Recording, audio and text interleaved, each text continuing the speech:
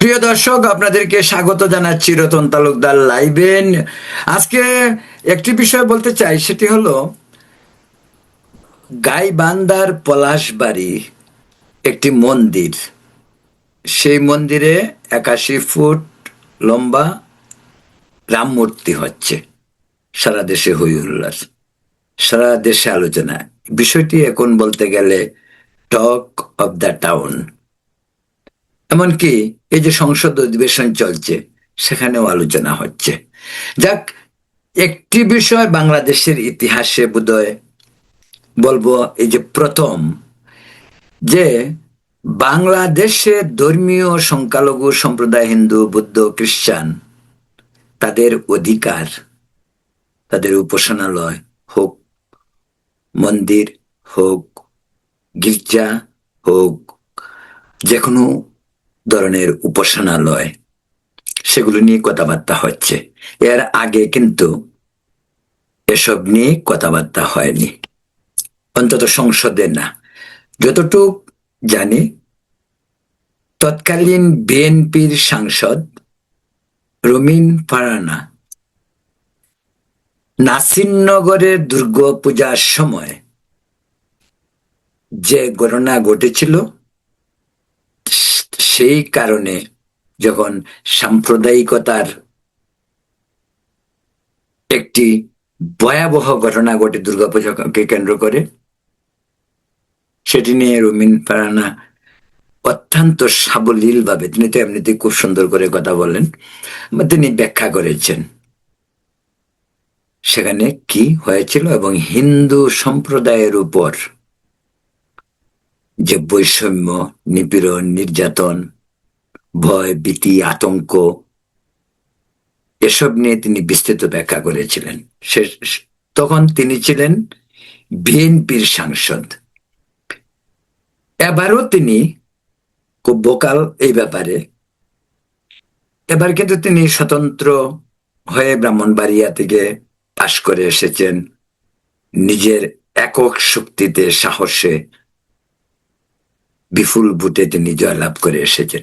এবারও কিন্তু তিনি পার্লামেন্টে এখনো স্বতন্ত্র সদস্য হিসাবে রয়েছেন এবং তিনি পলাশবাড়ির রাম মন্দির ঘটনা নিয়ে, হিন্দুদের অধিকার বা সংখ্যালঘুদের অধিকার নিয়ে তিনি জোরালোভাবে বক্তব্য রাখছেন বিএনপির আরেক সাংসদ ফজলুর রহমান।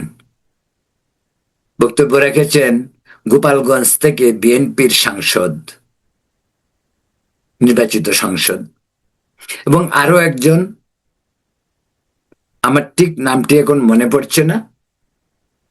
আর বিএনপির স্থায়ী কমিটির সদস্য গয়েশ্বর চন্দ্র রায় গতকাল এই বিষয়গুলি নিয়ে, তিনি সাম্প্রদায়িকতা বা হিন্দুদের অবস্থা, এই সমস্ত নিয়ে তিনি কথা বলেছেন। আমি এই জন্য বিগিনিং এ একটি কথা বলেছি, আওয়ামী লীগের গত 16 বছর, প্রায় 16 বছর, এর আগে 96 থেকে 2001 পর্যন্ত আরো 5 বছর মিলিয়ে আওয়ামী লীগের 21 বছরের ইতিহাসে প্রায় প্রতিটি সংসদে আওয়ামী লীগের 15, 18, 20, 19, 21, 22 এরকম সংখ্যালঘু সম্প্রদায়ের সাংসদ ছিল। কিন্তু নেভার এভার আওয়ামী লীগের শাসনামলে পার্লামেন্টে কখনোই ধর্মীয় সংখ্যালঘুদের উপর নির্যাতনের বিষয়ে, বৈষম্যের বিষয়ে, নিপীড়নের বিষয়ে, নিরাপত্তাহীনতার ব্যাপারে কখনোই আলোচনা হয়নি। যদিও সংখ্যাগরিষ্ঠ মুসলিম সম্প্রদায়ের সাংসদরা করেনি, আর হিন্দু সম্প্রদায়ের যে সাংসদরা ছিল তারাও কিন্তু কখনো করেনি। কেন করেনি সে কথা পরে বলছি। কিন্তু এবার বিএনপির নির্বাচিত সংসদ সদস্যদের মাঝে মাত্র 4 জন রয়েছে সংখ্যা লঘু সম্প্রদায় 4 বা 5 জন বা 6 জন হবে বুদ্ধ এবং খ্রিস্টান নিয়ে, তারা কিন্তু কথা বলছে। তারা কথা বলছে দলীয় প্রেক্ষাপটে থেকেই, কিন্তু তারা যে বিষয়টি বলা উচিত তারা কিন্তু সেটির ব্যাখ্যা করছেন। আপনারা জাতীয় সংসদে বিএনপি এমপিদের যে বিভিন্ন ক্লিপ আপনারা দেখলে বুঝতে পারবেন। বক্তব্য রাখছে একজন, অন্যরা হাততালি দিচ্ছেন, টেবিল চাপড়িয়ে সমর্থন দিচ্ছেন। এই ঘটনাটি আমার কাছে অত্যন্ত বিরল ঘটনা। আওয়ামী লীগের আমলে এমন ঘটনা ঘটেনি। অথচ কেন ঘটেনি সেটার একটা ব্যাখ্যা আমি আগেই বলছি, যে একটা ব্যাখ্যা বলা যেতে পারে। সেটা হলো যে আওয়ামী লীগের হিন্দু সাংসদ যারা, তারা ভয়েই তাদের স্বজাতির জন্য, নিজ সম্প্রদায়ের জন্য, নিজ সম্প্রদায়ের উপর অত্যাচার ও বিচার অন্যায়ের বিরুদ্ধে তারা কখনো কথা বলেনি, কারণ তারা ভয় পাইতো। তারা মনে করতো আমরা হিন্দু, আবার আমাদের হিন্দুদের পক্ষে কথা বলবো। তারা ভয় পেত, আওয়ামী লীগকে ভয় পাইতো, তারা নেত্রীকে ভয় পাইতো। যদি তা না হবে তো তারা কেন বলেনি? এখন তো তারেক রহমান, আমাদের প্রধানমন্ত্রী, মাননীয় প্রধানমন্ত্রী তারেক রহমানের উপস্থিতিতে, বিএনপির 200 সংসদ সদস্যের উপস্থিতিতে বড়া হাউসে বিএনপির লোক, শুধু হিন্দু না, বিএনপির মুসলিম সংসদ যারা, তারাও তো এই সমস্ত ইস্যু নিয়ে কথা বলছে। তা কই কোনো সমস্যা তো হয়নি। গয়েশ্বর রায় নিজেও তো বলছেন, অন্যরা তো বলছেন, কিন্তু বিএনপির আমলে কেউ বলেনি। এই বিষয়টাকে আমার কাছে একটু বিরল ঘটনা মনে হয়েছে, যে অন্তত জাতীয় সংসদে কথা বলা হচ্ছে।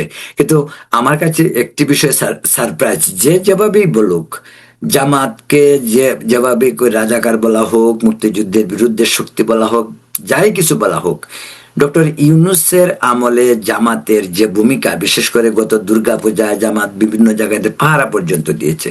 জামাতের আমির ডাক্তার শফিকুর রহমান, সে নিজে এত সুন্দর করে গুছিয়ে তিনি বারবার বলেছেন যে আমরা সকলেই সমান, আমাদের দেশে কেউ সংখ্যালঘু না। আমি যদি নামাজ পড়তে গিয়ে অসুবিধা না হয় মসজিদে, তো হিন্দুরা পূজা করতে অসুবিধা হবে কেন? এই সমস্ত কথাগুলি জামাতের আমির ডাক্তার শফিকুর রহমানের। আমি একটি কথা আজকে এখানে বলতে চাই। শফিকুর রহমান নির্বাচনের 2 মাস আগে নিউ ইয়র্কে এসেছিলেন, একটি সাংবাদিক সম্মেলন করেছে। সেই সাংবাদিক সম্মেলনে আমি ছিলাম, উনার সঙ্গে সেদিনেই পরিচয় হলো, এবং ওই দিনেই আমি উনাকে প্রশ্ন করেছিলাম এই বাংলাদেশের সাম্প্রদায়িকতা এবং ভারতের সঙ্গে সম্পর্ক কি হবে এ নিয়ে।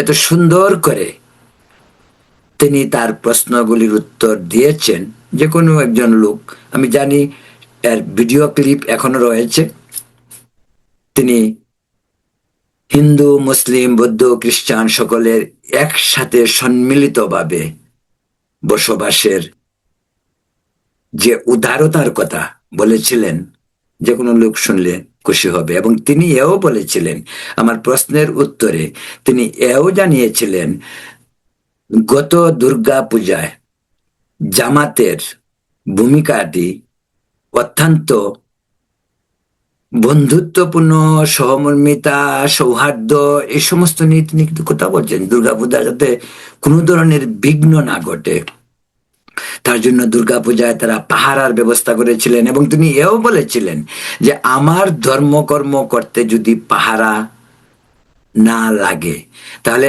একজন হিন্দুর ধর্মকর্ম করতে গিয়ে পাহারা লাগবে কেন?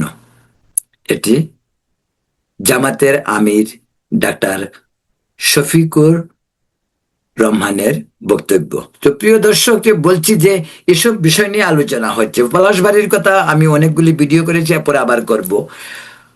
ফজলুর রহমান বলেছেন, ভাই একটি মন্দিরে কার বিগ্রহ থাকবে, কত ফুট হবে, সেটা তাদের নিজস্ব ব্যাপার।